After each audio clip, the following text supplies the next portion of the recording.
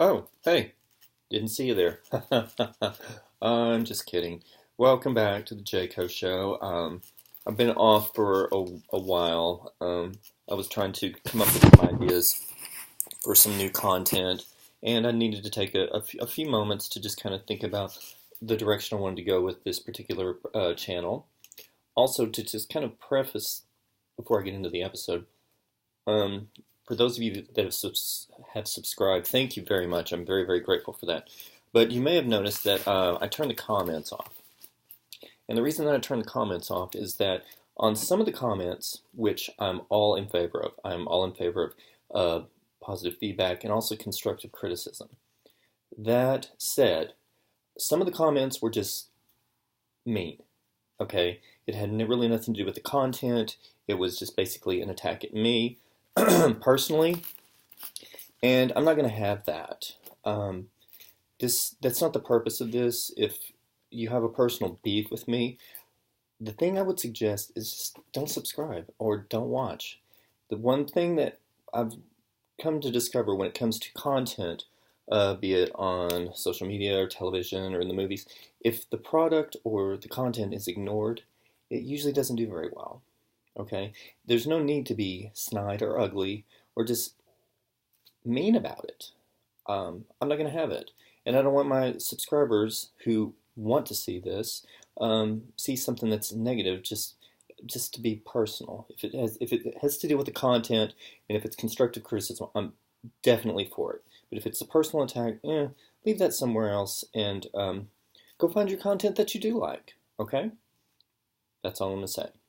So, the topic of tonight's episode is going to be the holiday. It is November 27th, which is the Wednesday, the day before Thanksgiving, which is a major, major holiday as we're coming into this season. And one of the things that happened in my family when I was much younger is that we would play games. And some families will play games. They have like a family game night, and they enjoy each other's company and playing different games. And in the holiday, this is when our family would do it. We never had a formal game night, but during the holidays, we would play games. And the games were meant to be very, very fun and, just to spend some time together and just enjoy each other's company. And I do recommend it, totally recommend it. However, I'm going to advise that you be very, very careful with the game that you decide to play with your family because some games, although very fun and very, very um, just a good time. Um, they can be, they can get a little spiky from time to time. So be very, very careful with the game that you choose. And one game specifically that I'm going to say to be very, very careful with, and it's a fun game, it's one of my favorite games, is the game Uno. Now, Uno is not a sponsor. I don't have any sponsors yet, but I just want to clarify that. And Uno, if you're not familiar with Uno, it's a card game, and it's basically the game works like this: each player's dealt 7 cards. A discard or a draw pile is created with the remaining cards, and then there's a discard pile, which is flipped over from the draw pile, and it will set the tone of the game. Now, the thing about Uno is that it has cards that are numbered 0 to 9. The numbers are like letters, but just different. And the cards come in different colors. There's 4 colors. There's a red card. There's red. There's a suit of red. There's a suit of green. There's a suit of yellow, and there's a suit of blue. And I'll show you some examples. Here's the blue. Obviously, it's blue 5. The yellow. This is a 1, obviously. The green 2, and a red 2. All right.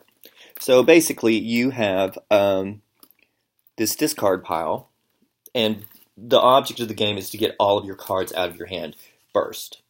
And in doing so, if you do get all of your cards out of your hand first, you win the hand, and you collect the points from the remaining values of the cards of the players that you're playing against. So a 2 is worth 2 points for you.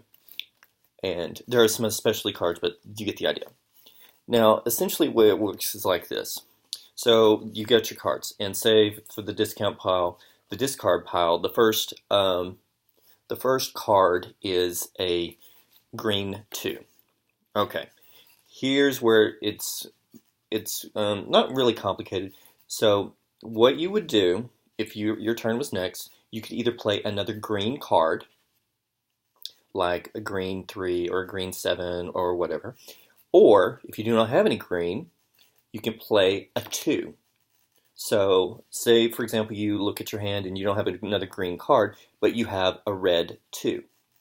You can play that red 2. Now what would happen at this point is now the color suit has changed from green to red, and you would play either red cards or another 2, or you can change and so on and so forth. And some of you are saying, well, this game it seems a little kind of elementary of sorts. Well, let me tell you, this game turns into a blood sport, and I'm not even joking. It is crazy intense. I mean, I've seen hockey fights that had more sportsmanship than this game can generate out of people. I mean, really, really, really intense. And some of you are saying, well, how can that happen? Well, there are specialty cards. And these specialty cards are kind of game changers. Now, one of the things whenever you see the rules, it will say something about how the number of players. I recommend that you play with 4. You can play with more people, but I think ideally it's a game best suited for four players. And I'm going to tell you why. Because of the strategy that has to be used in this game. And some people say it's a card game. There's no strategy involved. Yes, there technically is some strategy that goes with this. And I'm going to tell you why. Because as competitive as this game can get, you have to play with the people, but you're also going to be playing against them. Now, that may sound a little wonky right now, but just let me explain. All right, so say, for example, the red 2 comes up. All right, now you look at your cards, you do not have a red 2, or you don't have a 2 at all, or you don't have a red. So what you would have to do now is you would have to go to the draw pile. And hopefully you would either draw a red card or you would draw a 2. Now here is where it gets, again, say for example you do not draw a red or a 2. Say you draw the blue 5. Well, this card is now a part of your hand now, and you lose your turn. So now you have one more card in your hand that you need to get rid of, so that if you do not win the hand, that the points don't go towards that. All right, game changer. Say for example you do not have. We'll go back to the red 2. You draw the blue 5. You lose your turn, but the person after you doesn't have the same. They're in the same boat, but they have a wild card. So what they would do essentially is they could play this card and change the color of the suit. Okay, that's not bad. Now the thing about this is whenever it comes to the points, if you get caught with one of these in your hand, it's worth a lot of points. So you do need to play these, but play them at the right time. So say for example the color is changed, they change it to yellow. So they get to yellow. Well, we're going around here again, and now we're going to get into some specialty cards.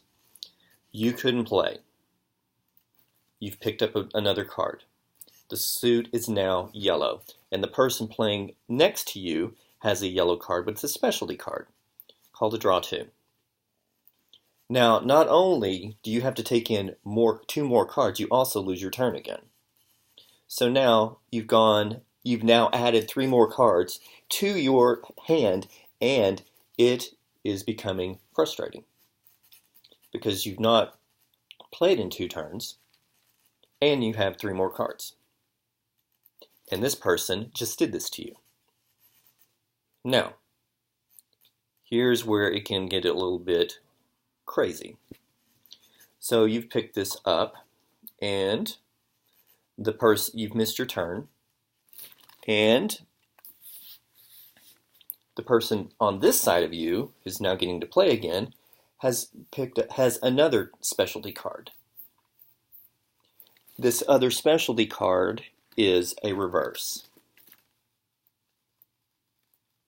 Okay, now imagine, if you would, this is a blue reverse, but imagine if it was a yellow reverse. So we would still say within the color scheme.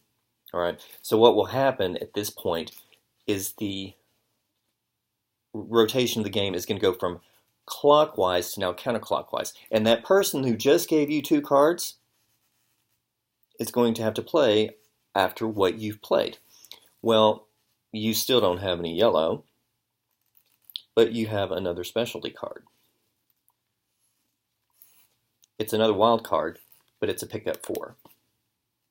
So not only do you get to play this very high value point card, you also get to give the person 4 cards who just gave you 2. And they're going to remember that because you remember what they did to you. So they've picked up new cards, and you've changed the color, we'll say, to red. So they pick up 4 cards. They can't play the hand. And the person who is playing next is opposite you, and they have a red card. Well, this person just did you a favor, and they probably saw that, and this, that, and the other. But the person who's playing against him doesn't care about the favor. And he has, which is now another specialty card called a skip. So this person who just did you a favor can't play in this next turn, and the card is now back at you. So there's a lot of playing with one another in terms of strategy, and then there's the others that I'm going to play against you.